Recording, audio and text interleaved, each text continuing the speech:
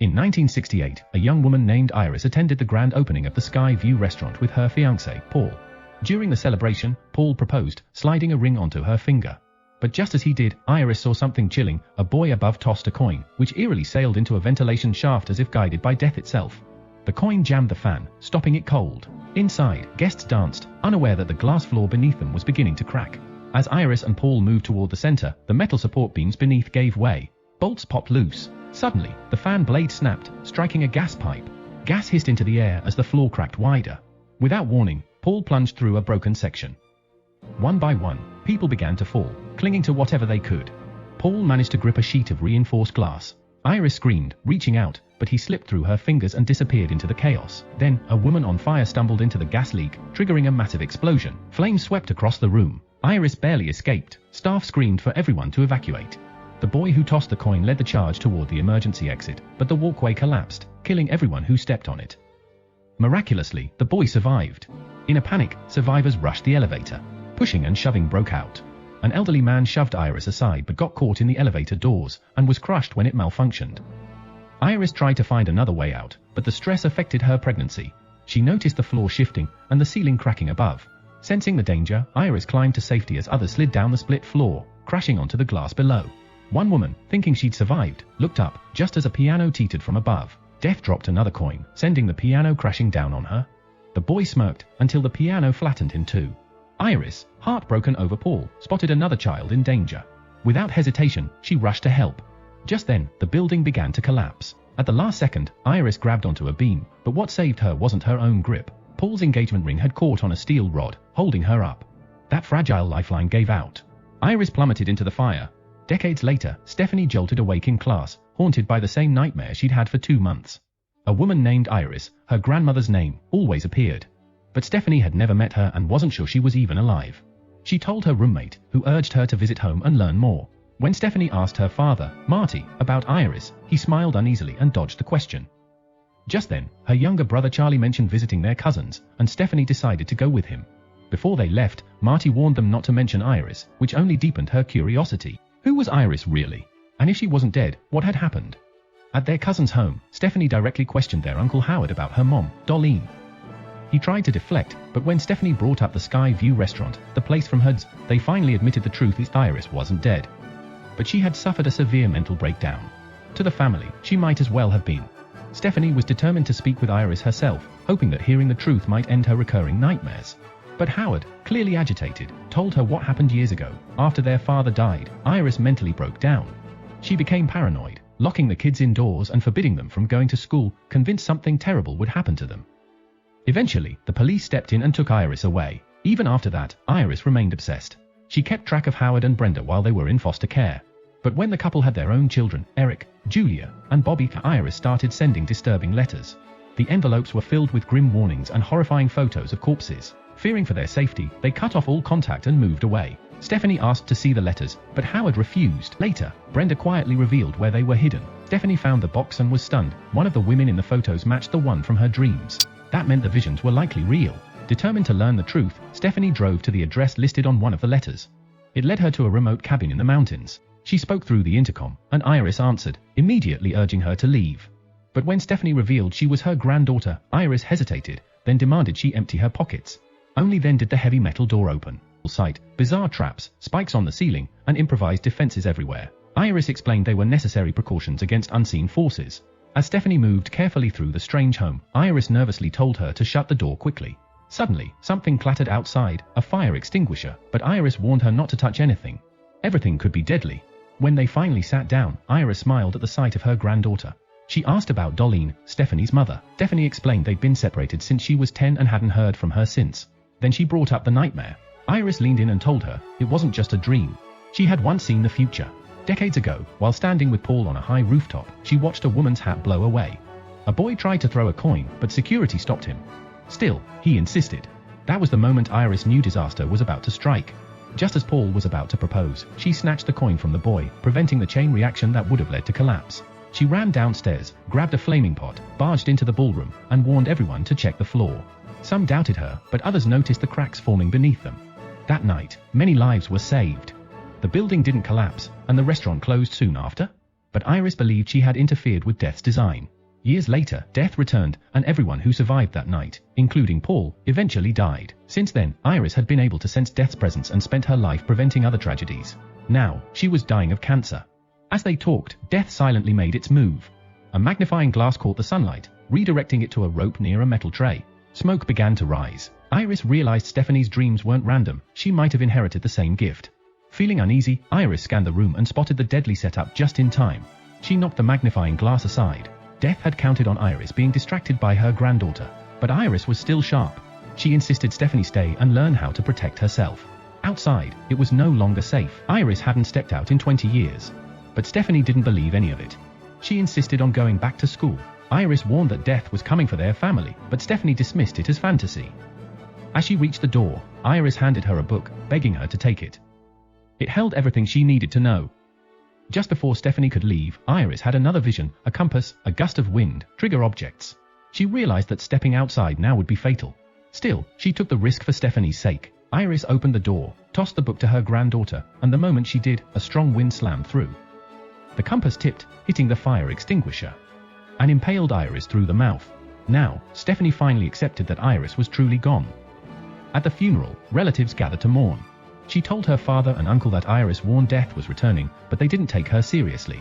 Suddenly, Darlene, Stephanie's estranged mother, appeared. Still holding on to past anger, Stephanie walked away. Back home, she opened the mysterious book Iris had left her. Meanwhile, the rest of the family was enjoying a barbecue at Howard's house, laughing, eating, unaware of the danger building around them.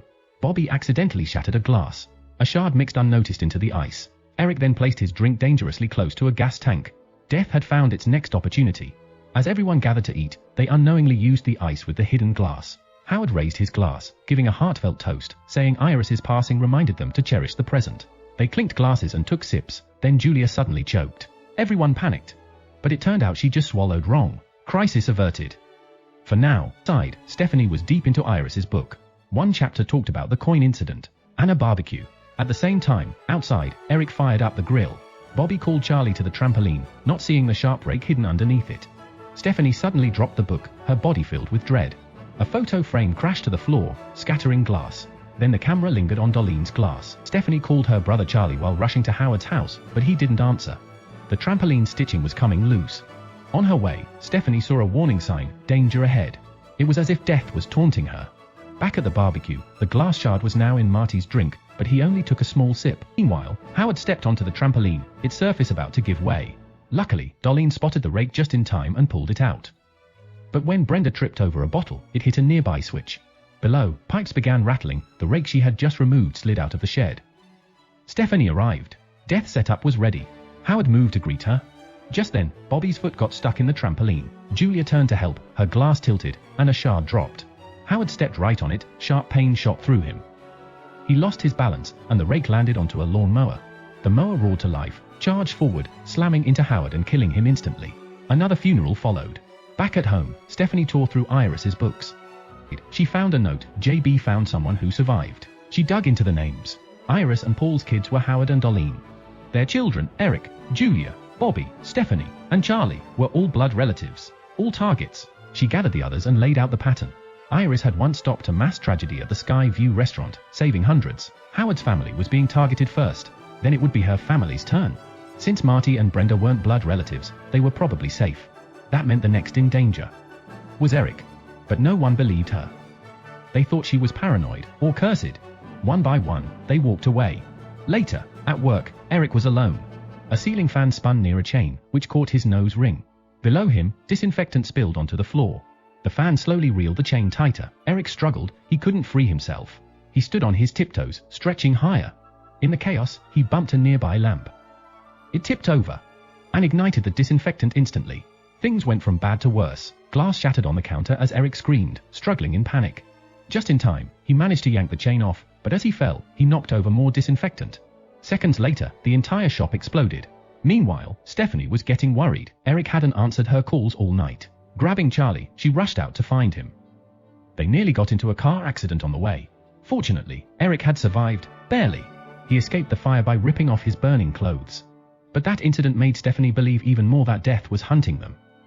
Eric still refused to accept it. So Stephanie stayed close, determined to protect him. She followed Iris's notes, trying to prevent every small trigger that could lead to disaster.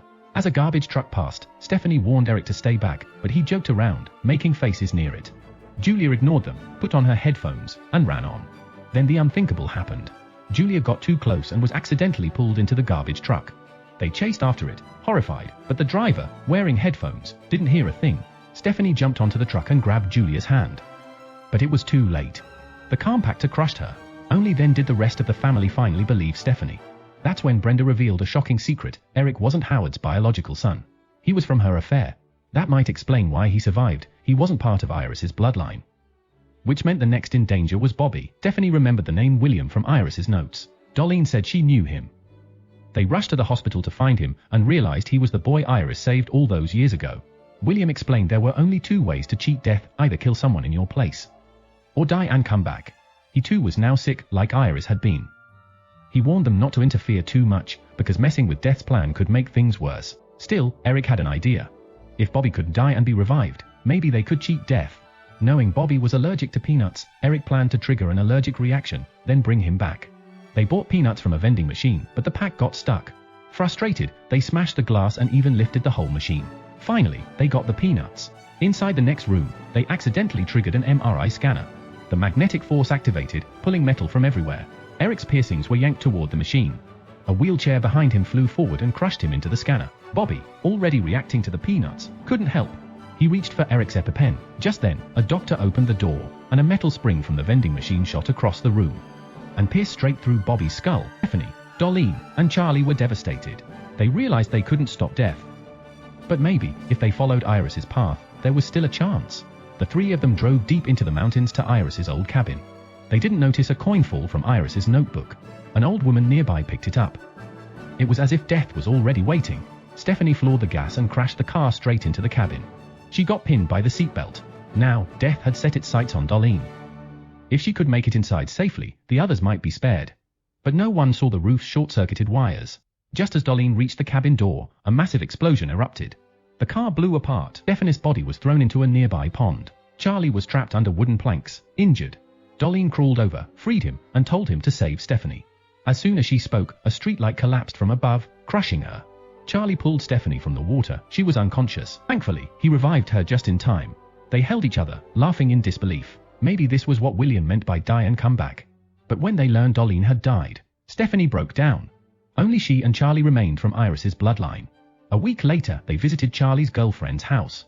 While fixing his clothes, Stephanie pricked her finger on a rose thorn. It triggered a memory, her dream. Iris had pricked her finger too. And in that dream, an old woman dropped a coin. The coin rolled between train tracks, just as a train sped toward it. Stephanie looked around. A red car, just like in her dream. Charlie's girlfriend wore the same outfit Iris had in the vision. Her sense of dread grew stronger. Then, a train derailed. The train barreled toward them. Stephanie tripped. Charlie grabbed her and pulled her up just in time. It looked like they had escaped, but they hadn't. Like and subscribe for more. Thank you.